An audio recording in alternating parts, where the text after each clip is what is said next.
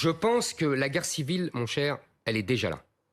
Quand on va dans le Bataclan et qu'on massacre plus de 100 personnes à la Kalachnikov, ça s'appelle la guerre civile. Quand on égorge un prêtre dans son église, ça s'appelle la guerre civile.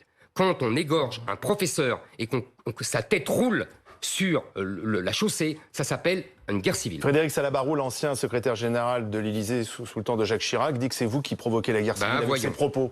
Eh ben voyons. Mais ça, vous savez, c'est toutes les élites qui disent ça. Mais c'est facile. Vous savez, on a cité Bainville tout à l'heure.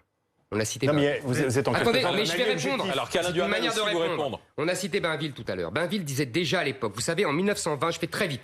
En 1920, il écrit un livre, Alain le connaît, qui s'appelle Les conséquences politiques de la paix, dans lequel il annonce tout ce qui va passer dans les années 30, alors que Hitler est encore un peintre du dimanche, uniquement en se basant sur les limites et les insuffisances du traité de Versailles.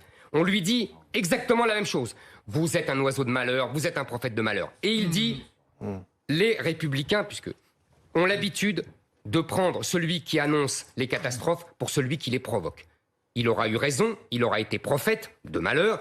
J'espère simplement que je n'aurai pas le même succès, si j'ose dire. Et c'est pour ça, justement, que je m'élève et que j'appelle les Français, parce que je leur dis, faites attention, on y va, on y est déjà. Donc arrêtons. Moi, je n'égorge personne, vous savez. Je n'égorge personne, pour répondre à M. Salabarou. Et c'est M. Salabarou, quand il était à l'Élysée, qu'est-ce qu'il a fait? Il n'a rien fait pour arrêter les flux migratoires. Il n'a rien fait pour essayer d'assimiler les gens qui venaient. Il n'a rien fait du tout, M. Salabarou. Il a écrit avec M. Chirac des grands discours à l'aune du multiculturalisme et de la repentance. C'est ça qu'il a fait, M. Salabarou. Alors, vraiment, c'est lui et les autres qui ont préparé la guerre civile que nous avons aujourd'hui.